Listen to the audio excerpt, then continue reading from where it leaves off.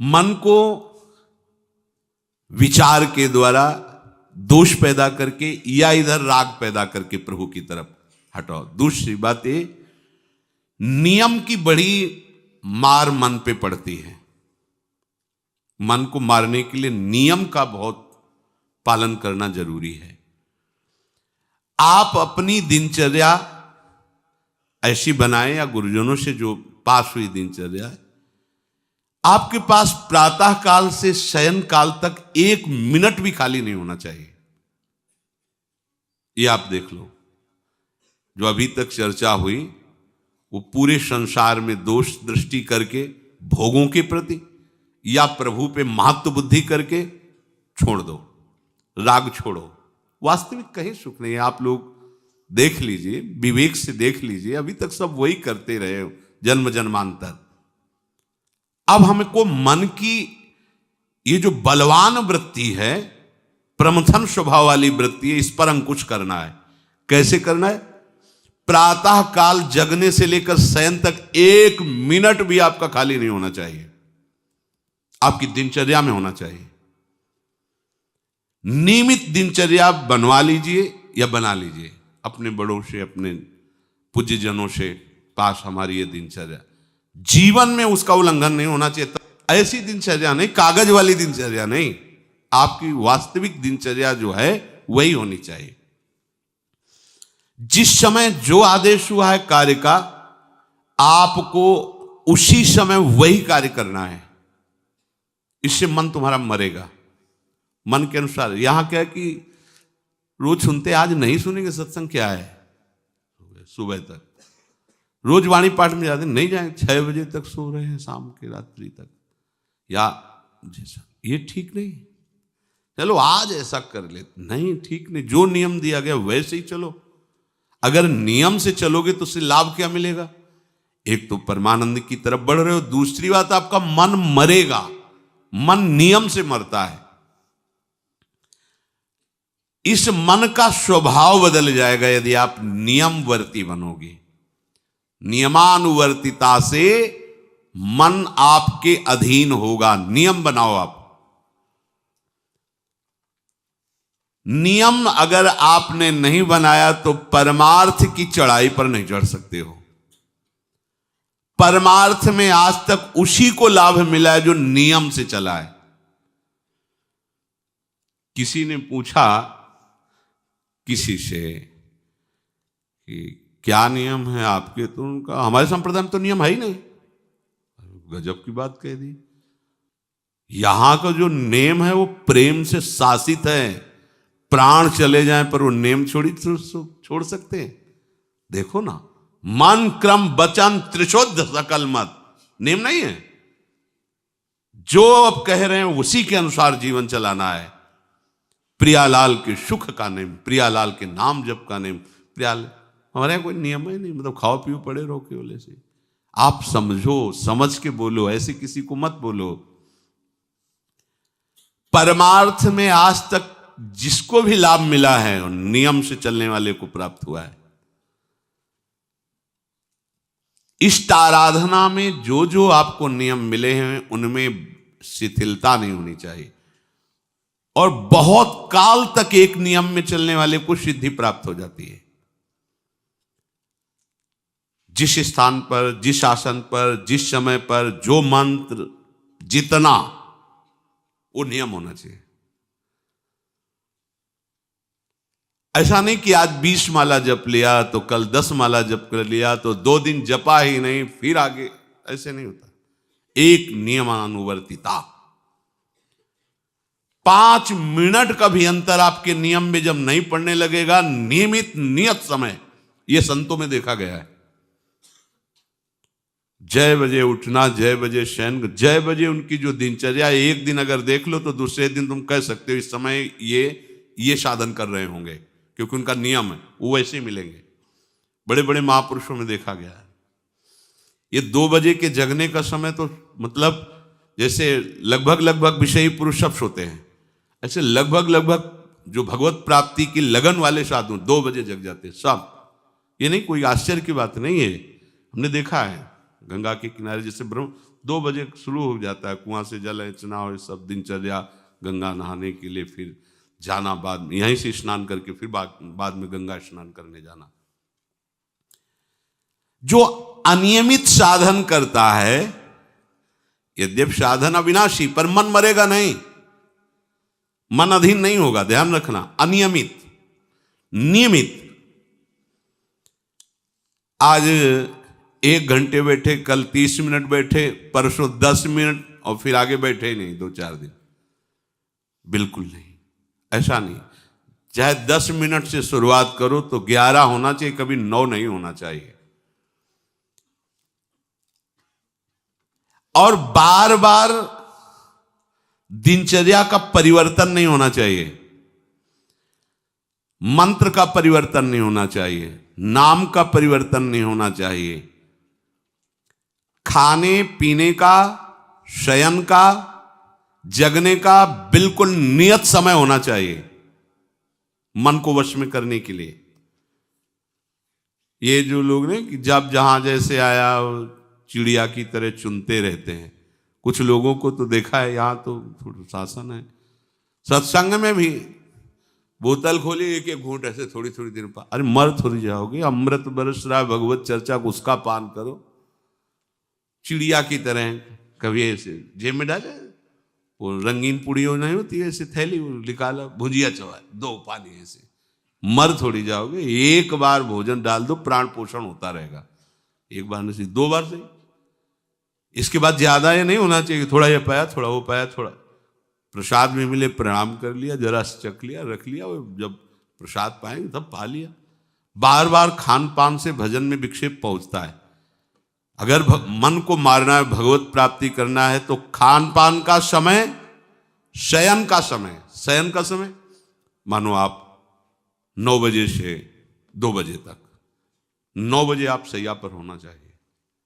2 बजे आप सैया छोड़ ही दो, नींद आई हो या ना आई हो, इससे कोई मतलब नहीं। नियम सो नियम, यानी आज रात में नींद नहीं आई तो आज सो लेते, नहीं, उठो तुरंत आपकी दिनचर्या। अपने लोगों ने अभ्यास जब किया ना, तो उसमें यह नहीं कि जग के विचार करना है कि उठना है, जे ही घड़ी पर दृष्टि गई। आज तक भगवत कृपा से कभी अलार्म नहीं लगाया, बचपन से लेके अभी तक। मिले ही नहीं घड़ी तो अलार्म क्या लगाए, गंगा के लिए घड़ी लेके कौन घड़ी देगा, गरीब किसानों के। एक समय निश्चित, 5-10 मिनट के अंतर की बात नहीं कहते, तुरंत वस्त्र हटाओ, तुरंत। ये नहीं कि ओढ़ के ध्यान करेंगे, वो ध्यान नहीं होगा, वो सो जाओगे। वो पहले अगर सर्दी के समय हटा दिया, ऐसे खुले बैठो, ठंडी लगेगी। अब नाम जप करो जितनी देर तुम्हारा नियम हो, नहीं तो चलो अपना शौच स्नान पवित्रता, फिर उस शयन वाले आसन पे न बैठे। अगर फिर नहा धो करके बैठ जाओगे तो एक नींद पूरी और हो जाएगी उसमें। और प्राय लोग यही करते ना कि पहले तो बोले नहाने धोने की जरूरत नहीं, नाम जप कर लेंगे, उसी में बैठे। ओढ़ के अगर बैठ गए तो सूर्य उदय हो गए, कितने नाम जपा उनको खुद पता नहीं, क्योंकि वो कम्बल की उसमें, या नहा के जल्दी से ओढ़ के बैठ गए फिर सो गए। ऐसे साधना नहीं होती। स्नान करने के बाद फिर आसन में बैठ कर बहुत साधारण अवस्था, ऐसा नहीं कि खूब गरम गरम कम्बल ऐसे ओढ़, नहीं, ठंडी लगनी चाहिए, शांत बैठ, आंख खुली। ध्यान नहीं करना चाहिए, आंतरिक ध्यान करो। आंख मूंद ली ना तो सुषुप्ति में पहुंच जाओगे। ध्यान पूर्वक ऐसे, जैसे चातक स्वाति की बूंद को निहारता है। भागवत में आया कि कैसे सुरता होना चाहिए, वक्ता के प्रति चातक दृष्टि से देखते हुए एक एक शब्द श्रवणेंद्री से वो पान कर रहा है, ऐसे शांत तो एकदम देखते हुए ऐसे पान। श्रुता सोई परम सुजान, सुनत चित रति करे। आपके वस्त्र पहनने का ढंग, चलने का ढंग, बोलने का ढंग सात्विक होना चाहिए। सोमवार को अमुक रंग का, मंगल को अमुक रंग का, बृहस्पति को अमुक रंग का, ऐसे ऐसे। चलने की भी अलग अलग स्टाइल, अलग अलग से डालना। कब अगर भगवत प्राप्ति करनी है तो सात्विक चाल हो, सात्विक भाषा हो, सात्विक वस्त्र हो। इनका भी बहुत प्रभाव पड़ता है, वस्त्रों का भी प्रभाव पड़ता है, चाल का भी प्रभाव होता है। अभिमान की चाल देखना, छाती में हड्डी हड्डी पर फैला के चल रहे मानो सूरवीर है, हाँ, जांघ में मांस नहीं है, केवल पैंट ही पैंट दिखाई दे रहा है, बात ऐसा विमान ऐसे टांग चला, मानो ये सब नहीं। सात्विक वृत्ति से चलो, सात्विक कपड़े पहनो। ऐसा नहीं कि अब लाल ही पहनना है तो अमुक कंपनी का आना चाहिए, लाल रंग का या पीले रंग का। कितने का स्वेटर? बोले 1,70,000 का है।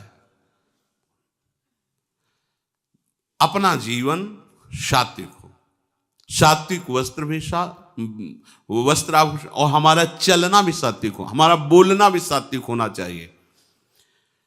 अब इसके बाद उपासक को देखो, ये तो नियमावर्तिता हुई।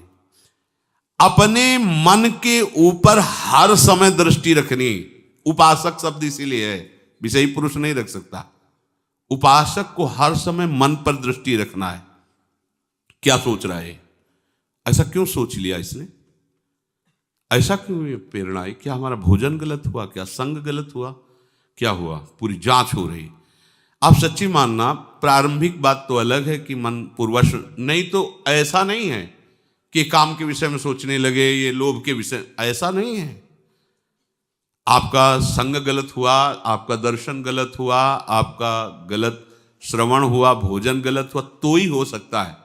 नहीं, ऐसे नहीं कि भगवत चिंतन की धारा में बीच में काम आ जाए, बीच में क्रोध आ जाए। प्रारंभ में तो ऐसा होता है, लेकिन आगे बढ़े हुए उपासकों को फिर ये दिनचर्या में अपनी जांच करनी, क्या गलत हो गया, आज क्या खाया जो हमारे मन में ऐसे विचार आ रहे हैं, आज किसका संग किया जो हमारे मन में ऐसे विचार आ रहे हैं। यद्यपि बड़ा कठिन है मन की जांच करना, क्योंकि हम मन ही बने हुए हैं, तो जांच क्या करेंगे?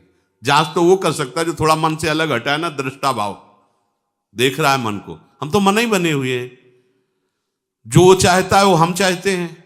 देखो ना, बहुत बातचीत से समझ में आता है। आज हमारी ये खाने की इच्छा है, आज वहां जाने की इच्छा है, तुम्हारी थोड़ी, वो मन की है। थोड़ा अलग हट करके देखो, फिर उसमें निर्णय करो, सही है या गलत। जो जो विचारों में आप सपोर्ट दे देंगे वो मन के संस्कार बन जाएंगे। आप सपोर्ट नहीं देंगे तो संस्कार नहीं बनेगा। ये बहुत खास बात है। जब आप भजन में बैठे हो, साधन में, या चलते फिरते उठते बैठते, ये जो शास्त्र विरुद्ध गंदी स्फुरणा दे, आप बिल्कुल इसको सपोर्ट मत करना, नहीं ये संस्कार बना देगा। फिर वो आपके न चाहने पर भी आपको परेशान करेगा। और यदि आप बिल्कुल उदासीन रहे, जैसे पागल आदमी पीछे बोलता चला जाए, आप कुछ मत बोलो, वो दूसरी दिशा में चला जाएगा, ऐसे ही मन शांत हो जाएगा आपका। ये आपको फेंकता रहे, आप परेशान मत होना, ये फेंकता रहेगा जो उसने जमा किया है, फिर शांत हो जाएगा, फिर नष्ट हो जाएगा, उसका विषय स्फुरण नष्ट हो जाएगा। अगर कहीं मन भगवत संबंधी सलाह दे तो उसको दुलार करना चाहिए, सराहना कर, वाह आज आपने बहुत सुंदर बात। मन आपको कभी कभी अच्छी सलाह दे, और जहां आपको बुरी सलाह देने लगे तो फिर उसको धिक्कार दो कि प्रभु से बढ़कर तुमको ये लगा, प्रभु के नाम रूप से बढ़कर लगा। अंदर होना चाहिए, बाहर भले मत। ऐसे हो गए ना, वो सुधरने लगेगा।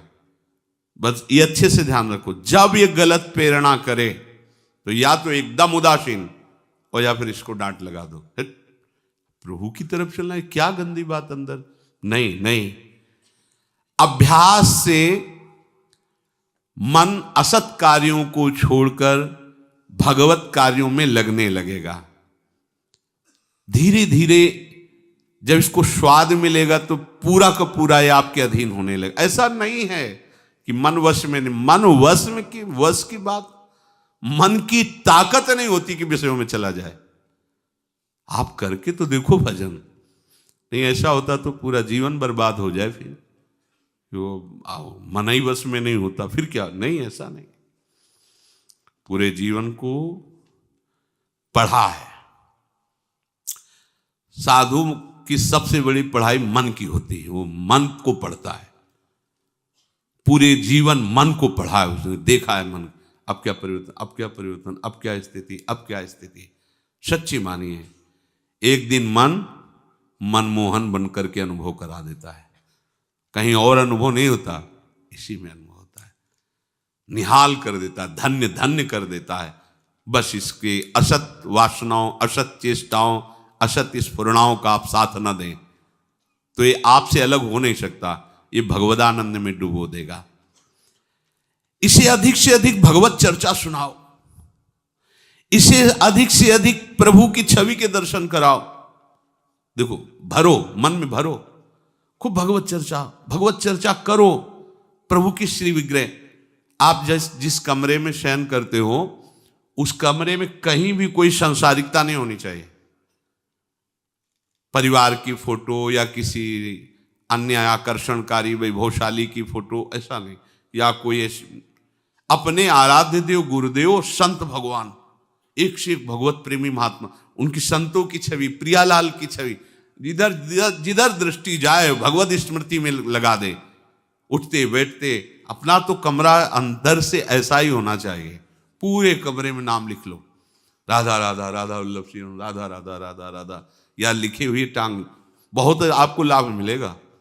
जिधर अब राधा राधा राधा, अखंड स्मृति। और उस जो आपका वास्तविक साधन कक्ष हो, शयन कक्ष हो, अगर ऐसा हो जाए तो बहुत बढ़िया है। अन्य का प्रवेश ना हो, कोई भी हो, सदगुरुदेव की सिवा, आराध्य देव की सिवा, उसका आप देखना, इसका बहुत बड़ा प्रभाव होता है।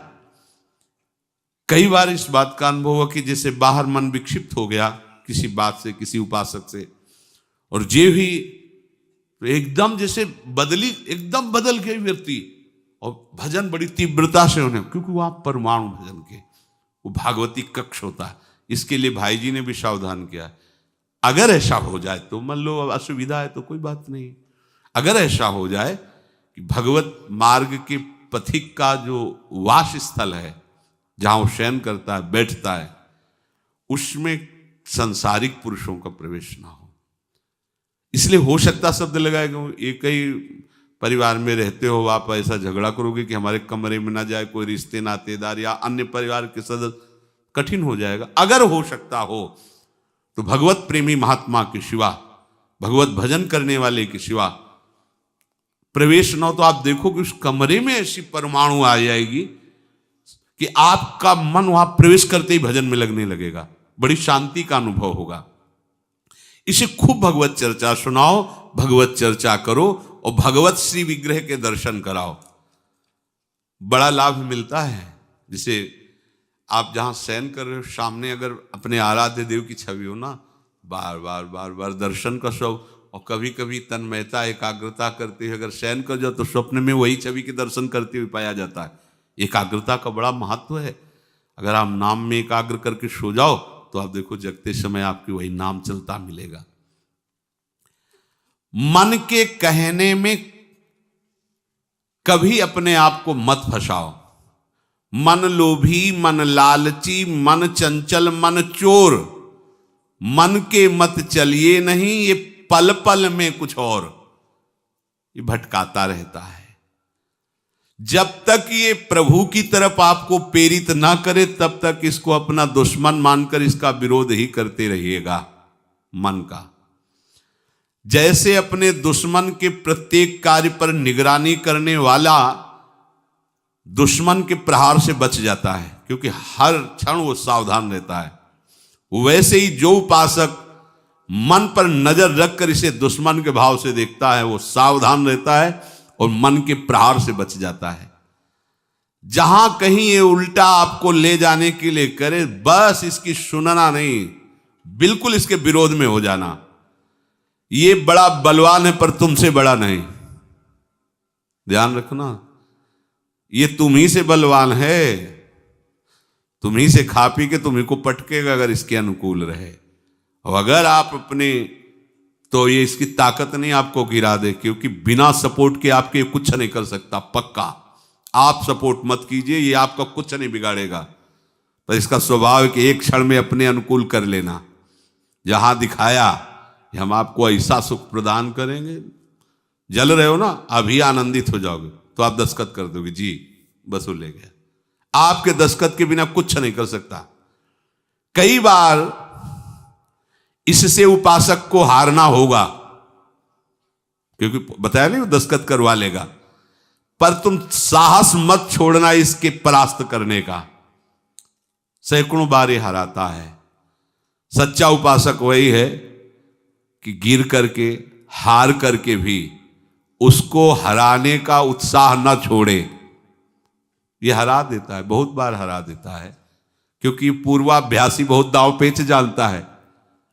हमको अपने अधीन किए रहता, कई बार तो ऐसे ढंग से हराता है कि समझे नहीं आता कि मुझे हरा रहा था क्या। जब हार गए तब लगता है हाँ हार तो गए, इसका मतलब हमको हरा रहा था। हिम्मत मत हारना, जीत तुम्हारी होगी, क्योंकि तुम प्रभु के सीधे अंश हो और ये तुम्हारी ताकत से बलवान हो रहा है। दृढ़ता से लड़ो तो दिन दिन तुम्हारा बल बढ़ेगा और मन का बल घटेगा, और यदि इसका सपोर्ट करते रहोगे तो इसका बल बढ़ेगा, तुम्हारा घटेगा। तुम इस पर जिस दिन विजयी हो गए तो ये मन मन न रहकर श्री कृष्ण हो जाएगा। पर ध्यान रखना, ये बहुत चतुर है, ये कभी डरवाएगा तुमको फिर अपने अधीन करेगा। ऐसा ही होता है, कभी फुसलाएगा, कभी लालच देगा, कभी बड़े सुख का प्रलोभन देगा, परंतु तुम इसके धोखे में मत आना, भूल कर इसका विश्वास न करना। अपनी हिम्मत टूटने न पावे, लड़ने में कमी न होने पावे, इससे लड़ाई लड़नी। यह हम मन से तो लड़ते नहीं, बाहर झगड़ा करते घूम रहे हैं, इससे लड़ो, ये बेईमान जो हमको परास्त कर रहा है। अंत में आप देखोगे आपकी आज्ञा पर खड़ा हो जाएगा हाथ जोड़, अब जैसा आप जैसा, ये विश्वासी सेवक बन जाएगा। मन को कभी निकम्मा मत रहने दो। अब तो सब हो गया, वाणी पाठ भी हो गया सब, 3 घंटे तो कोई बात है नहीं, 3:30 बजे शाम के जाना है। 3 घंटे में वो इतना मसाला एकत्रित कर देगा कि 3 महीने में तुम सत्संग के द्वारा उतना सामग्री नहीं एकत्रित कर पाओगे उसको हराने के लिए। बहुत चतुर है, इसको खाली मत रहना। एक आदमी ने भूत सिद्ध किया, भूत सिद्ध हो गया। भूत ने कहा कि काम बताओ हमें, अमुक काम, एक क्षण में कराया, और बताओ। और क्या बताएं? बोले काम नहीं बताओगे तो उठा पटक देंगे तुम्हें, हम तुम्हें मार देंगे हम। वो जो भूत सिद्ध करने के लिए मंत्र दिया था, वो गुरु के पास गया, बोले महाराज वो तो कह रहा मार डालेंगे अगर काम नहीं बताओगे। ठीक है, एक लंबा बांस खड़ा कर दिया और कहा इस भूत को आदेश करो, इस पे उतरो चढ़ो, जब तक हम कोई काम ना बताएं तो यही तुम्हारे ऊपर का विषय। बस ऐसे ही मन भूत है, उठाक पटक देगा आपको किसी न किसी विषय में। इसको काम बताओ, क्या? राधे श्याम राधे श्याम राधे श्याम, चढ़ते उतरते रहो, इसे नाम में चलते रहो। जब और कोई काम होगा तो बताएंगे, चलो सेवा कर लो, बाड़ी पाठ कर लो, नहीं है ना, राधे श्याम राधे श्याम राधे श्याम। पक्का समझो भूत है, मार देगा तुम्हें। अगर राधे श्याम रूपी बांस में इसे चढ़ाओगे, उतारोगे नहीं तो पटक देगा किसी न किसी विषय में, फिर छाती जलेगी, दिमाग खराब होगा, डिप्रेशन में पहुंच जाओगे। ये ऐसे ऐसे कर्म करवा देता है कि लगता है अब भी इसकी जरूरत है। प्रभु के होके, प्रभु का नाम जप करके, प्रभु के मार्ग में अब भी इसकी जरूरत है। जो तुमने किया, जो तुमने सोचा, जो तुम सोच रहे हो, इसकी जरूरत है। बहुत सावधान, नाम कभी छूटे ना इसको। उसमें ये निकम्मा मन बर्बाद कर देता है। निकम्मा रहोगे तो इधर उधर की बातें सोचेगा। एक और बात बता दें, जब तक नींद ना आवे तब तक लेट करके भजन मत करना। किडनी थोड़ी खराब है तुम्हारी कि तुम्हें बैठने में परेशानी। अपने लोगों ने ऐसा किया है कि अब जैसे रात्रि में है माला लेके बैठ गए, अब नींद नहीं आ रही है तब तक माला चल रहा है, भजन चल रहा है। जब नींद आने लगी धीरे से लेट गए, माला छाती में रखा है, अगल बगल कोई अपने माला में ही है। अब लेट करके कि नींद का इंतजार, तो नींद तो आए कि ना आए, लेकिन ये क्या क्या प्रोग्राम आ जाएगा वो आप देख लो। नए साधक सावधान नहीं रहते तो दुर्दशा अपनी कर लेते हैं क्रियाओं के द्वारा, अन्य चेष्टाओं के द्वारा। शयन के समय बहुत सावधान रहने की जरूरत है। दिन भर तो आपको ऐसी सेवाएं मिली हैं, ऐसे साधन मिले हैं जो भगवदानंद में डुबोने के लिए पर्याप्त हैं, लेकिन जो आपका पर्सनल समय है उस समय आप सावधान रहना।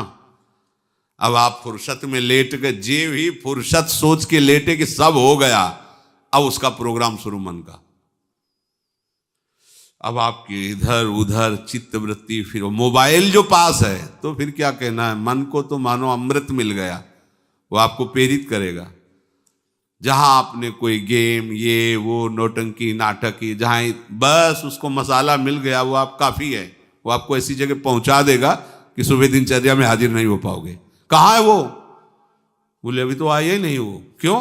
मन ने उसको परास्त कर दिया, इसलिए नहीं आया। बहुत सावधान। ये निकम्मा रहेगा तो बुरी बुरी बातें सोचेगा। खास बात है, दिन भर सावधान रह सकते हो माना, लेकिन शयन के समय जब आप अपनी सैया पे गए, आप होश ठिकाने रखो, बिल्कुल सावधान।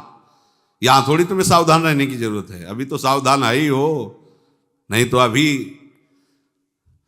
खड़े हो, तुम्हारे पितर तक तृप्त हो जाएंगे अभी है। लेकिन कमरे में सिटकिनी बंद, अब शयन के लिए गए, आप होश में, यही होश खो जाते हैं। ध्यान रखना, मन आपसे ऐसी चेष्टाएं कराएगा, क्रियाएं कराएगा, ऐसा दर्शन कराएगा, ऐसा सोचवाएगा, पूरे दिन की साधना को मटिया पलेट कर देगा, पोछा लगा देगा। हमारी प्रार्थना मान लेना, जब तक नींद ना आवे तब तक सोने के लिए आप लेटना नहीं। यदि जवान साधक हो, माला हाथ में, ऐसे दोनों हाथ कब्जे में है, जवान से नाम या मंत्र अंदर। अब थक गए, सो गए तो ऐसे सो जाओ, आपकी शैया परम पवित्र है।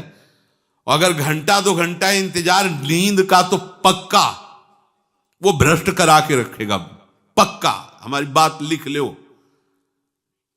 सावधान, शयन के समय हर उपासक सावधान। उस समय विशेष आवश्यकता आपको भजन की है, क्योंकि वो एकांत है और आपके ऊपर उस समय मन को हावी होने का अवसर मिल गया। इसलिए सावधान, सत्संग को सुना जाए, मनन किया जाए और आचरण में उतारा जाए, और इस भूत को हर समय नाम रूपी बांस पे चढ़ाते उतारे। राधे श्याम, राधा वल्लभ श्री हरिवंश, राधा वल्लभ श्री हरिवंश।